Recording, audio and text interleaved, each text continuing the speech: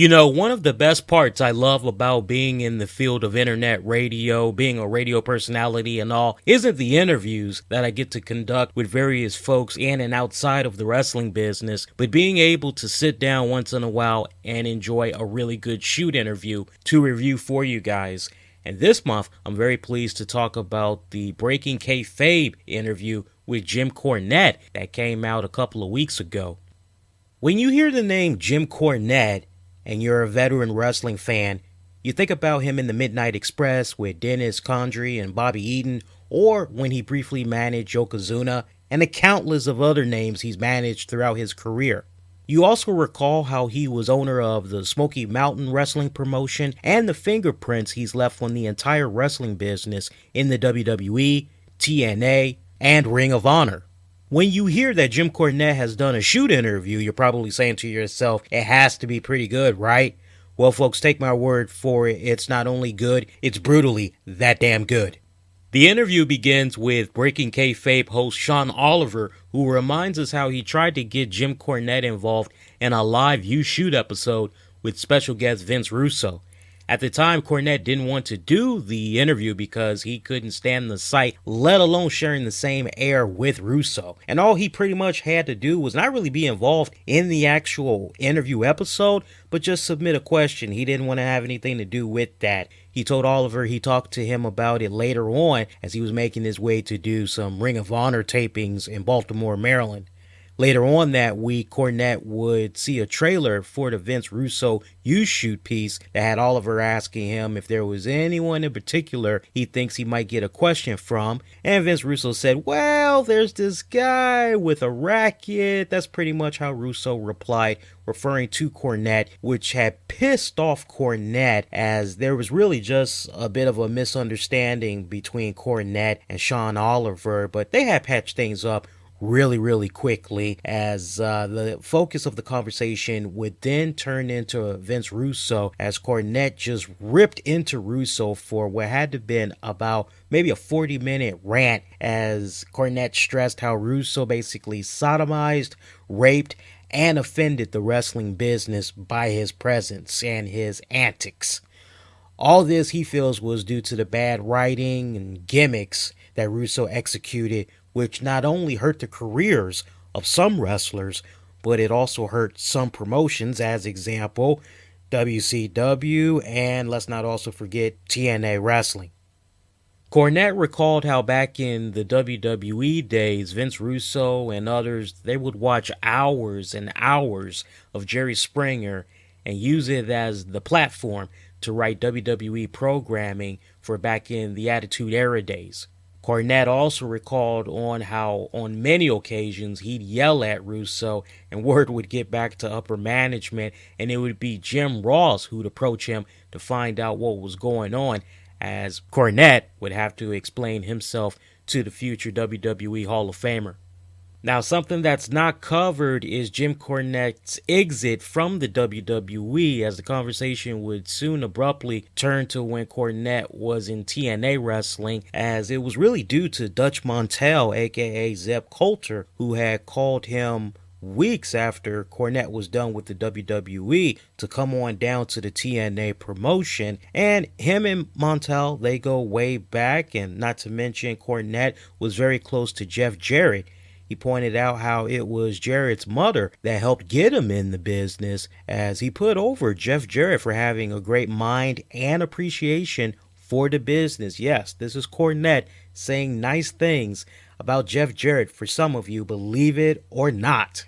Things were very good for a hot minute when Cornette went down to TNA Wrestling, but then a couple of weeks later, Vince Russo was brought into the company. Now, bear in mind, there was no explanation on why Vince Russo was being brought into the company, but Cornette, he just tried to do his best to try to find a way to work with Russo this time around and not be so defensive, because at the end of the day, everyone is on the same team and they just want what's best for the company.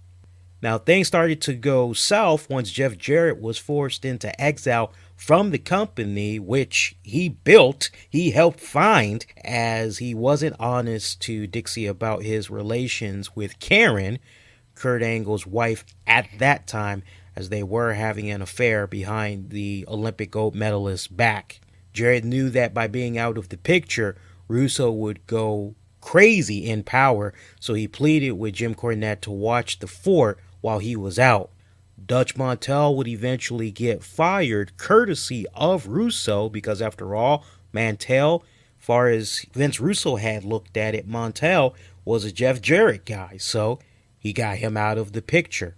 Cornette had brought up a very interesting point about one of his last Impact Wrestling tapings that he did. He basically had to figure out how to book a banged up Sting with bruised ribs. This was a story angle, taking on Big Supermax Hernandez in the main event match. At the time, these two were the top babyfaces in the company. Dixie Carter was very high on Hernandez and wanted for him to receive a mega push.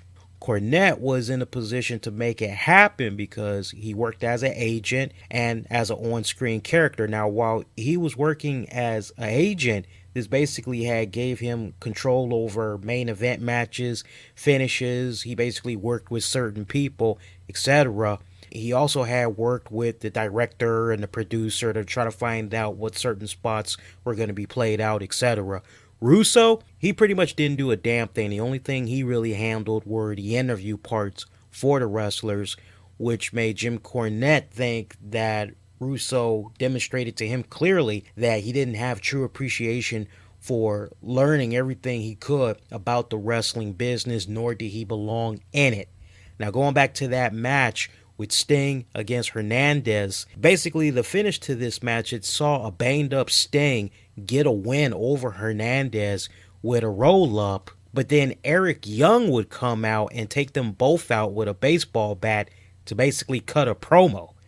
Cornette thought it was just plain freaking silly on so many levels, as it really devalued Hernandez and it put Eric Young randomly in a program he had no business being part of, as at that time he was in a comedic role. Eventually everything was rewritten, but it was things like that from Russo that gave Cornette such a freaking headache and gave him high blood pressure. A few weeks later, Cornette would find himself becoming the one and only agent because Savio Vega was hard to understand by some folks. Bear in mind, with the extra responsibility that had came with all that, Cornette soon found himself to be needing to take himself off TV, because remember, he's doing the whole backstage thing as an agent. He's also working the cameras. He's also he's an on-screen character. So a lot of responsibility that he had going on there while he was in TNA Wrestling. Eventually, he came up with a really nice angle to get him off of television so that he could just focus on things in the back. Now, eventually, Terry Taylor, who worked as head of talent relations for TNA, called him up one day to announce that he's no longer going to be with the company because he's not a team player. Cornette disputed the hell out of this and demanded that he talk with Dixie. So a conference call was set up the next day. Dixie basically echoed the same words as she informed Cornette that he needs to be 100% in, he needs to be a team player, and Cornette informed her that it was basically a bunch of bullshit because he was always there, he came on time, he stayed late, he never called out, and he was always one of the last people to leave the arena. He would later find out that this was pretty much Vince Russo throwing him under the bus to Dixie so that he could get full control of the promotion and do with it as he pleased without any resistance or being challenged. Now, I'm sure you guys can understand that at this point, Jim Cornette, he pretty much had lost all faith in wrestling as he came to the realization that wrestling died many years ago. The pinpoint being when Vince McMahon was buying out all the territories in the 1980s to now, it's just all about wrestling entertainment. He credited the UFC for replacing wrestling, but also stressed how despite the matches being for real, the promo formats leading up to it is pretty much ripped from wrestling, and he actually commended Dana White for being so successful with the promotion. It's very interesting, the argument that Jim Cornette makes, as wrestling he feels today is at its lowest point right now in the 100 years or more that it's been in existence. As far as he's concerned, it got fucked up big time once outside businesses caught wind of it and figured they could make a profit from it by making it mainstream. In exchange of becoming mainstream, so too went the secrets of the business, and with the internet available at the touch of your fingertips, it's easy to get the 411 on what's happening behind the scenes. As far as he's concerned, outside business has hurt the wrestling biz tremendously, as nowadays there's only but a handful of folks that's able to make a living from it full time, and the attendance continues to go on a steady decline. Even fans he would meet during his travels would always stress to him how they used to watch wrestling, but now they stopped, all due to wrestling basically becoming too fake, engulfed with too much talking. And this basically had confirmed his argument of what he was saying, that true wrestling is basically dead. Now, the meat and potatoes of this Jim Cornette Breaking Kayfabe interview would switch to his last endeavor, which was with Ring of Honor Wrestling and how things went wrong. Cornette looked at Ring of Honor as his last effort to get a true wrestling promotion full of great talent over into a mainstream audience while still remaining pure. His mentality was that the wrestling fans of the 70s and the 80s would probably turn away from it because they didn't like how the business ended up becoming presently, and that the newer fans would love Ring of Honor because these same fans were going backwards and checking out older matches from yesteryears. Jim Cornette revealed how much he was very hands-on in getting a proposal put together for Sinclair Broadcast, but soon after Sinclair would purchase Ring of Honor Wrestling, they basically would go in a different direction opposite of the proposal that Jim Cornette had in mind to really help get Ring of Honor on the map. And the ramifications of Sinclair Broadcasting going in an entirely different direction, it affected the productions for the show, the crew, personnel, merchandise, ticket sales, the venues, etc. Most of this had fell on the shoulders of one man who Jim Cornette described as a flaming asshole named Greg the Office Boy. Cornette recalls him being very obnoxious and rude, as no one at ROH liked him. Craig didn't even know anything about wrestling, and yet somehow he weaseled his way into being one of the top guys in ROH because of his affiliation with Sinclair Broadcasting, basically outranking the ideas that Jim Cornette and others on the creative team had for the shows. No one had the balls to basically stand up to this guy except for Cornette, and in the end, it would just be too much for Cornette to bear. I mean, folks, feel me on this. We're talking after 3 failed iPay-per-view events, setting up a ROH event in PA that drew poor attendance numbers as they returned without Bruno Sammartino the second time around, and the constant clashing with Craig the Office Guy. Jim Cornette, he had enough and he turned in his resignation, and he's pretty much been done with wrestling ever since, as he felt his crusade was over.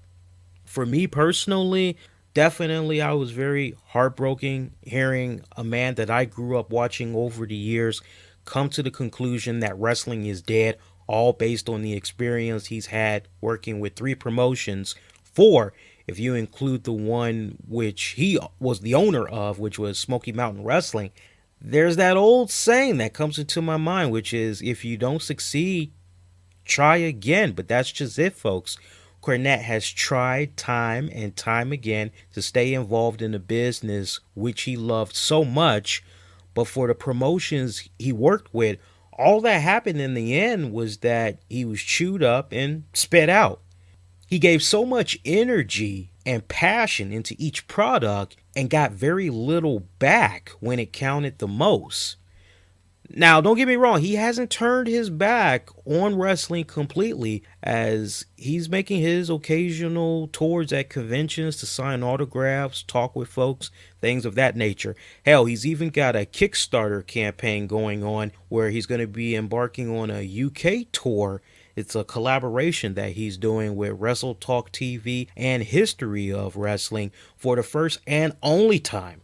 It just really feels like, as far as being involved in some type of a backstage role with a wrestling organization, those days are over for Jim Cornette, which is really unfortunate because he has such a great mind and passion for the business. I'm not sure if he's ever worked with my Twitter buddy and my colleague David Hero of Pro Wrestling Report, who just does a phenomenal job with the Blizzard Brawl promotion. But if I were a betting man, I'd say honestly, Jim Cornette isn't done by a long shot. I think he just needs to be surrounded by the right type of person or people, and he just needs the right type of an opportunity to come his way. Now, as far as the host Shawn Oliver, I felt so sorry for him because, man, his presence during this interview, it really was not felt. This guy mostly had his hand on his face, just being quiet pretty much the entire time listening to Jim Cornette. Several times during the interview, you see Oliver, he just has his hand on his face and he just has this look like, my God, I can't wait for this guy to stop talking because this interview is just taking too damn long. He really did not even get a chance to ask his questions. He, if anything, during the whole 2 hour and 50 something minutes, Oliver might have been able to get 3 questions out there, but this was pretty much Jim Cornette unplugged. And for those of you that are hardcore Jim Cornette fans and you've always wanted to know what really was going on with him in TNA wrestling, what was going on with him in ROH, you'll definitely find a good chunk of the answers that he provides in this shoot interview, as he really doesn't talk about his days in the WWE like that. This is really the focal point is all on TNA wrestling and ROH. But let me tell you something, by the time you get done with this 2 hours and 50-minute shoot interview, you're going to be walking away with a burning image in your mind of everything that Jim Cornette has said. And that's a good thing. That's a damn good thing. It'll be so burned into your mind that you're not going to be playing this DVD again and again and again. If anything, you may come back to this DVD to use as a reference point. And for me personally, I'm definitely taking notes of this interview because for me, the notes that I have down right now is how to not lose control of an interview with Jim Cornette. But all in all, I would have to say that this was a really great interview and I highly recommend that you check it out. I'm giving it a 5 out of 5. I honestly picked up a lot of great sincerity in Jim Cornette. He is just at that point right now where he's just really enjoying life after wrestling. He's enjoying spending time with his wife, Stacy, and as we all know, she used to do her thing down in OVW for a good minute. Ohio Valley Wrestling, for those of you that don't know what I'm talking about, look it up if you don't know what I'm talking about. Great promotion, so freaking underrated, it's ridiculous. We actually cover that promotion every single week on our shows. But Jim Cornette, he really just comes off like he's at a place right now where he's found peace. He's admitted his wrongs, and it just seems like really this is a guy right here. He definitely has my utmost respect. I mean, I really did not know just how much shit he was going through in TNA wrestling. I heard a little bit of the rumors that was coming about of him in ROH. I definitely remember from hearing from some of my friends who were ROH fans how they would always be blaming Jim Cornette for every single little thing that was going on. And he really gives you great insight into everything that was going on. Of course, this is all coming from one man. Some people may want to hear different sides of the conversation as far as validating what all he's saying. But honestly, I think Jim Cornette is in a position right now where he doesn't need to lie because, and that's something that he clearly states during the course of this interview, is that he doesn't care how people take what he says. As far as he's concerned, he's done. Wrestling is pretty much behind him now as far as being involved in the backstage process and all that. I think he's just done with it because as far as he's concerned, wrestling is dead. There's just wrestling entertainment now. But hey, don't take my word for it. Pick up the DVD yourself. Check it out, judge it for yourself, and then come on back. Leave a comment. Find me on Twitter at the RCWR Show or shoot me an email. Let me know what you think about this DVD. And hell, maybe we can have a discussion about this again somewhere in the near future. But definitely, I would have to say this DVD, once again, is a 5 out of 5. Check it out.